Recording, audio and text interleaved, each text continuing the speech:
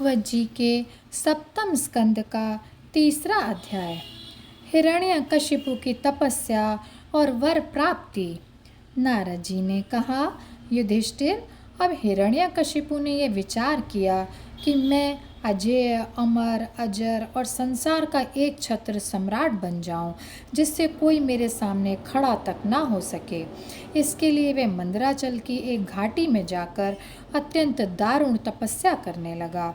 वह हाथ ऊपर उठाकर आकाश की ओर देखता हुआ पैर के अंगूठे के बल पृथ्वी पर खड़ा हो गया। उसकी जटाएं ऐसी चमक रही थीं जैसे प्रलय काल के सूर्य की किरणें। जब वह इस प्रकार तपस्या में संलग्न हो गया, तब देवता लोग अपने अपने स्थानों और पदों पर पुनः प्रतिष्ठित हो गए। बहुत दिनों तक तपस्या करने के बाद उसकी तपस्या की आग धुएं के साथ सिर से निकलने लगी। वे चारों ओर फैल गई और ऊपर नीचे तथा अगल बगल के लोगों को जलाने लगी। उसकी लपट से नदी और समुद्र खौलने लगे। द्वीप और पर्वतों के सहित पृथ्वी डगमगाने लगी। ग्रह और तारे टूट टूट कर गिरने लगे तथा दसों दिशाओं में मानो आग लग गई। हिरण्यकशिपु की उस तपोमयी आग की लपटों से स्वर्ग के देवता भी जलने लगे। वे घबराकर स्वर्ग से ब्रह्मलोक में गए और ब्रह्मा जी से प्रार्थना करने लगे, हे देवताओं के भी आराध्य देव जगतपति ब्रह्मा जी, हम लोग हिरण्यकशिपु के तप की ज्वाला से जल रहे हैं। अब हम स्वर्ग में नहीं रह सकते।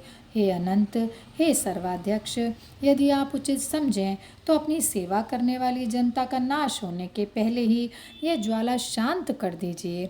भगवान, आप तो सब कुछ जानते ही हैं, फिर भी हम अपनी ओर से आपसे ये निवेदन कर देते हैं कि वह किस अभिप्राय से यह घोर तपस्या कर रहा है।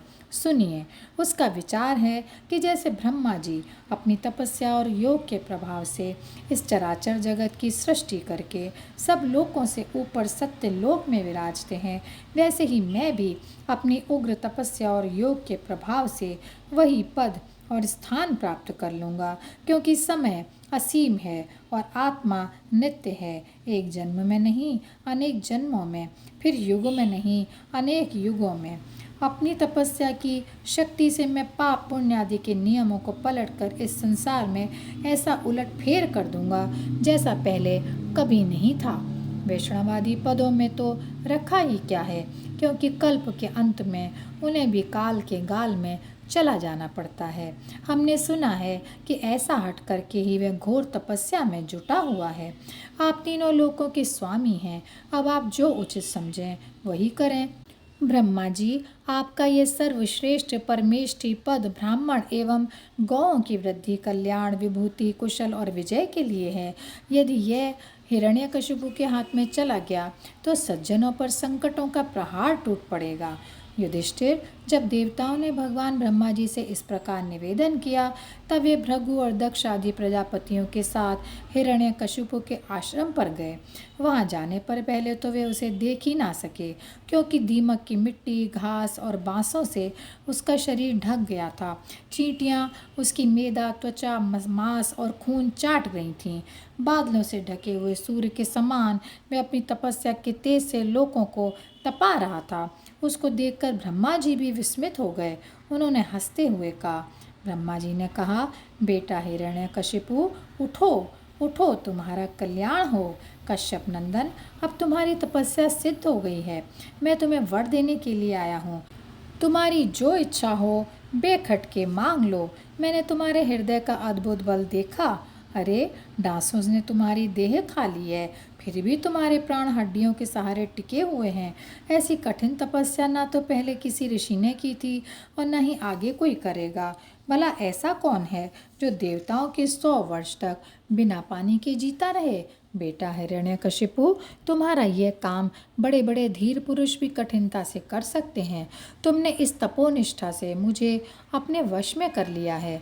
दैत्य शिरोमणे, इसी से प्रसन्न होकर मैं तुम्हें जो कुछ मांगो दिए देता हूँ। तुम हो मरने वाले और मैं हूँ अमर, अतः तुम्हें मेरा यह दर्शन निष्फल नहीं हो सकता।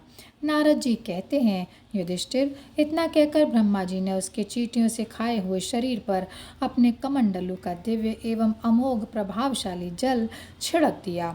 जैसे लकड़ी के ढेर में से आग जल उठे, वैसे ही वह जल छिड़कते ही बांस और दीमकों की मिट्टी के बीच से उठ खड़ा हुआ। उस समय उसका शरीर सब अवयवों से पूर्ण एवं बलवान हो गया था। इंद्रियों में शक्ति आ गई थी और मन सचेत हो गया था। सारे अंग वज्र के समान कठोर एवं तपाए हुए सोने की तरह चमकीले हो गए थे। वह नवयुवक होकर उठ खड़ा हुआ। उसने देखा कि आकाश में हंस पर चढ़े हुए ब्रह्मा जी खड़े हैं। उन्हें देखकर उसे बड़ा ही आनंद हुआ। अपना सिर पृथ्वी पर रखकर उसने उनको नमस्कार किया। फिर अंजलि बांधकर नम्र भाव से खड़ा हुआ और बड़े प्रेम से अपने निर्निमेष नयनों से उन्हें देखता हुआ गदगद वाणी से स्तुति करने लगा। उस समय उसके नेत्रों में आनंद के आंसू उमड़ रहे थे और सारा शरीर पुलकित हो रहा था। हिरण्यकशिपु ने कहा, कल्प के अंत में यह सारी सृष्टि काल के द्वारा प्रेरित तमोगुण से घने अंधकार से ढक गई थी। उस समय स्वयं प्रकाश स्वरूप आपने अपने तेज से पुनः इसे प्रकट किया। आप ही अपने त्रिगुणमय रूप से इसकी रचना, रक्षा और संहार करते हैं। आप रजोगुण, सत्वगुण और तमोगुण के आश्रय हैं। आप ही सबसे परे और महान हैं। आपको मैं नमस्कार करता हूँ। आप ही जगत के मूल कारण हैं। ज्ञान और विज्ञान आपकी मूर्ति हैं। प्राण, इंद्रिय, मन और बुद्धि आदि विकारों के द्वारा आपने अपने को प्रकट किया है। आप मुख्य प्राण, सूत्रात्मा के रूप से चराचर जगत को अपने नियंत्रण में रखते हैं। आप ही प्रजा के रक्षक भी हैं। भगवान, चित्त, चेतना, मन और इंद्रियों के स्वामी आप ही हैं। पंचभूत, शब्द आदि विषय और उनके संस्कारों के रचयिता भी महतत्व के रूप में आप ही हैं। जो वेद, होता, अध्वर्यु, ब्रह्मा और उद्गाता इन ऋत्विजों से होने वाला यज्ञ का प्रतिपादन करते हैं, वे आपके ही शरीर हैं। उन्हीं के द्वारा अग्निष्टोम आदि 7 यज्ञों का आप विस्तार करते हैं। आप ही संपूर्ण प्राणियों की आत्मा हैं, क्योंकि आप अनादि, अनंत, अपार, सर्वज्ञ और अंतर्यामी हैं। आप ही काल हैं। आप प्रतिक्षण सावधान रहकर अपने क्षण, लव आदि विभागों के द्वारा लोगों की आयु क्षीण करते रहते हैं।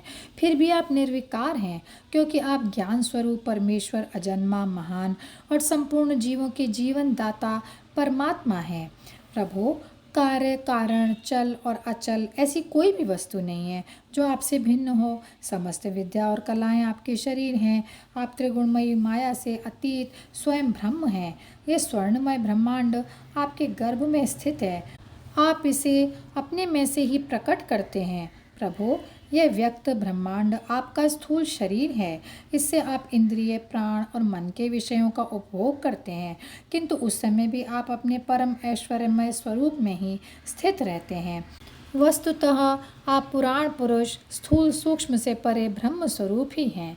आप अपने अनंत और अव्यक्त स्वरूप से सारे जगत में व्याप्त हैं। चेतन और अचेतन दोनों ही आपकी शक्तियाँ हैं। भगवान, मैं आपको नमस्कार करता हूँ।